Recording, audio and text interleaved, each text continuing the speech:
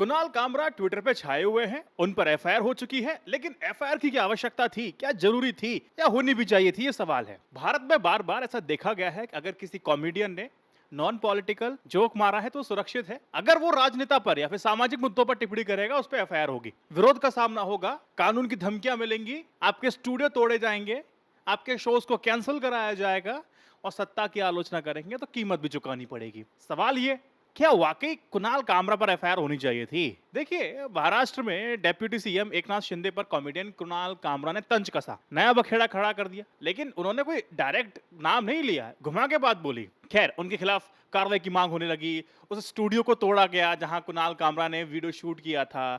ये स्टूडियो कुणाल कामरा और India got latent जो शो था वो भी इसमें शूट हुआ था। वहां तोड़फोड़ शुरू हो गई, बीएमसी का बुलडोजर और हथौड़ा सब कुछ पहुंच चुका है। खैर, वो चलता रहेगा। रवीश कुमार ने यहाँ मजे कर दिए, बोलते हैं थिएटर पे हमला दुखद है, जिन नेता की जिम्मेदारी है कि कानून व्यवस्था को बनाए रखें, उसी के समर्थक तोड़फोड़ कर रहे हैं।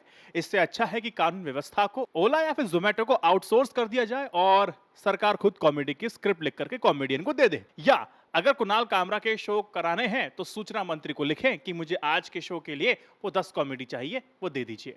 अफसोस है कि हम इस स्थिति में आ चुके हैं। क्या ऐसा नहीं हो सकता है कि समर्थकों से थिएटर के नुकसान की वसूली की जाए, उस पैसे से थिएटर की मरम्मत हो और फिर समर्थकों के लिए एक थिएटर बनाया जाए जहां वे अपनी कॉमेडी कर सके। तंज भरे लहजे में फिर इसका भी कटाक्ष कई सारे लोग करने लगे। खैर, बात यह भी चल रही है कि कुणाल कामरा पे तो एफआईआर नहीं होनी चाहिए थी। लोगों ने वजह दिए, क्या बोला कि देखिए, महाराष्ट्र पुलिस को कामरा के खिलाफ एफआईआर नहीं दर्ज करनी चाहिए थी। वो इसलिए कह रहे हैं लोग, उन्होंने बोला कि आखिर कामरा ने वही तो बोला है जो शिवसेना के उद्धव ठाकरे के गुट हमेशा कहते आए हैं।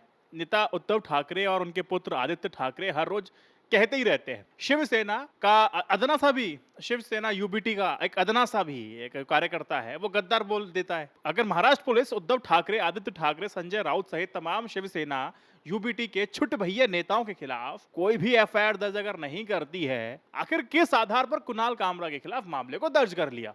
सवाल है फिर ये। करना तो सब पे कीजिए ना, कुणाल कामरा पे ही क्यों? अब उद्धव ठाकरे का अब इस समय बयान आया, बोला ठीक है, तो कहा उन्होंने कुणाल कामरा ने, वो कहता है मुझे नहीं लगता है कि कुणाल कामरा ने कुछ गलत बोला, जो गद्दार है वो गद्दार ही है। एक्चुअल में कुणाल कामरा की वीडियो अगर आप देखेंगे ना, तो उसमें वो गद्दार शब्द जब इस्तेमाल कर रहे हैं, नाम नहीं ले रहे हैं किसी का, लेकिन जब तक सीएम देवेंद्र फडणवीस ने आगे क्लियर नहीं कर दिया, तब तक मैं भी उस वीडियो को देखने नहीं गया था। खैर, अब दुनिया ने देख लिया। कुणाल कामरा का कंट्रोवर्सी से पुराना नाता रहा है, हर बार लाइट में रहते हैं। कुछ मैं आपको एग्जांपल देता हूं। अर्नब गोस्वामी का केस अगर आपको याद होगा, हवाई जहाज में टकराव हुआ था जनवरी 2020 में। इंडिगो की उड़ान के दौरान कुणाल कामरा ने पत्रकार अर्नब गोस्वामी से उनकी पत्रकारिता पे सवाल उठाए। अब गोस्वामी ने कोई जवाब तो नहीं दिया था, अपना फोन लगा, सिर्फ अपना फोन देखते रहे ईयरफोन लगा करके। कामरा ने जो घटना है उस वीडियो को डाल दिया सोशल मीडिया पर। उसके बाद इंडिगो ने उन पर 6 महीने का भी प्रतिबंध लगा दिया। एयर इंडिया ने, स्पाइस जेट ने, गो एयर ने भी उन्हें अनिश्चित काल के लिए प्रतिबंध कर दिया। उस वक्त बहुत सुर्खियों में रहे थे। आईटी एक्ट की धारा को लेकर के कुणाल कामरा ने टिप्पणी की थी। आईटी नियम 2023 के खिलाफ कानूनी चुनौती। 2023 में कुणाल कामरा ने सूचना प्रौद्योगिकी यानी कि आईटी नियम 2023 को चुनौती दी थी। उन्होंने बोला कि देखिए, सरकारी तथ्य जांच इकाई को ना सरकारी मामले से संबंधित सामग्री को फर्जी या फिर भ्रामक करार देने की इतनी शक्ति मिल जाएगी कि अभिव्यक्ति की स्वतंत्रता का उल्लंघन हो जाएगा। अब मुंबई हाईकोर्ट ने फैसला सुनाया। उस फैसले में जो नियम 3(1) था उसको संवैधानिक ठहराया, जो कामरा की चिंताओं का समर्थन करता है। उसको लेके काफी ज्यादा सोशल मीडिया पे रहे। ओला के जो सीईओ हैं भावेश अग्रवाल, उसको लेकर के काफी ज्यादा लाइमलाइट में रहे थे, शेयर गिरे थे, बहुत सारा ड्रामा हुआ था।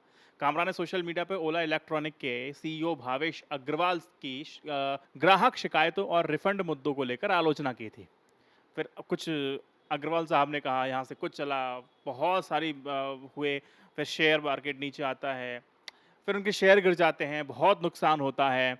उसको लेकर के भी एक डिबेट चली थी। एक विश्व हिंदू परिषद के साथ भी विवाद रहा है कुणाल कामरा का। सितंबर 2022 में गुरुग्राम में वीएचपी और बजरंग दल की धमकियों के कारण कुणाल कामरा का शो रद्द हो गया था। इसके जवाब में कामरा ने वीएचपी को एक पत्र लिखा, ओपन लेटर, और लिख करके पूछा कि नाथूराम गॉडसे की निंदा करने और ये साबित करने की चुनौती देते हैं कि वो आतंकवाद विरोधी और हिंदू समर्थक है। और ये भी कहा कि वैसा आप ना हिंदू धर्म को लेकर मैंने कोई अपमान किया हो कोई टिप्पणी की हो, वो आप मुझे दिखा दो। सुप्रीम कोर्ट पर कुणाल कामरा ने ब्राह्मण बनिया वाली टिप्पणी की थी। मई 2020 में कामरा के शो बी लाइक में सुप्रीम कोर्ट को ब्राह्मण बनिया का मामला कहकर उनके खिलाफ याचिका दायर की गई। अब याचिक जो पिटिशनर थे इसे न्यायपालिका के प्रति असम्मान बताते हुए अवमानना की मांग की। अब कामरा ने इसे भारतीय न्यायपालिका में ब्राह्मण और बनिया समुदाय के कथित प्रभुत्व की आलोचना के रूप में पेश कर दिया। फिर चर्चा का विषय बन गए। एक बड़ा ड्रामेटिक रहा था, भारत के मुख्य न्यायाधीश को मिडिल फिंगर दिखाने का मामला भी कुणाल कामरा कर चुके हैं। तो ये कुछ ऐसी कंट्रोवर्सी है जो लगातार कुणाल कामरा को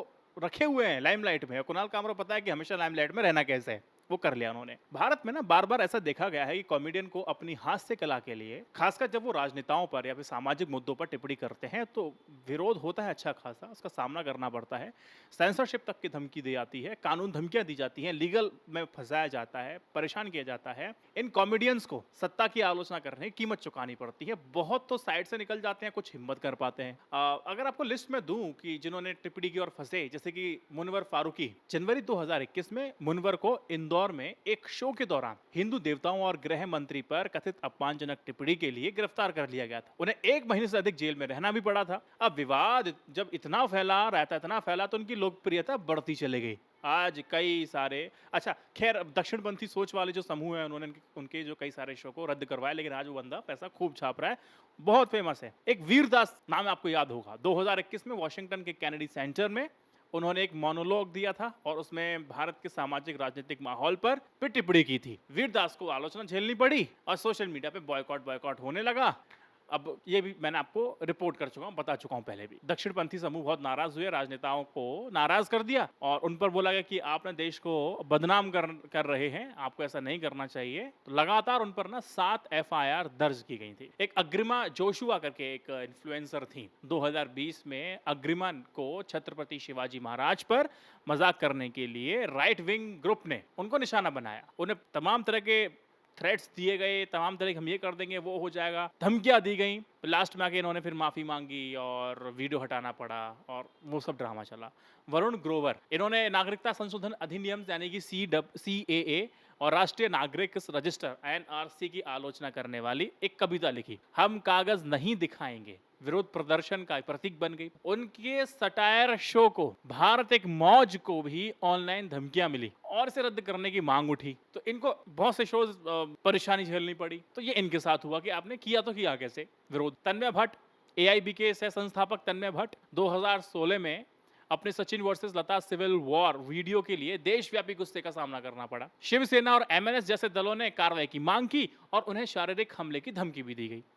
कुल मिलाकर के अगर आपने कोई भी सामाजिक मुद्दे पर राय रख दी, पसंद नहीं आए, तो भैया बैकलैश, धमकियां, लीगल केस झेल के तो अच्छी बात है, नहीं तो आप मुनवर फारूकी पैसा छापेंगे अगर दिमाग तेज निकले तो। भारत में कॉमेडी और व्यंग को लेकर संवेदनशीलता का चलन दर्शाता है कि यहाँ अभिव्यक्ति की स्वतंत्रता और सामाजिक राजनीतिक आलोचना के बीच एक पतली रेखा है। राजनेता और उनके समर्थक अक्सर इसे व्यक्तिगत हमले या फिर देश के सम्मान पर चोट के रूप में देखते हैं। ठीक है, यहाँ एक संक्षिप्त और एक सार्वजनिक रूप से व्यक्त करना योग्य राय है, जिसे आप हिंदी में कह सकते हैं तटस्थ, विचारशील और संतुलित।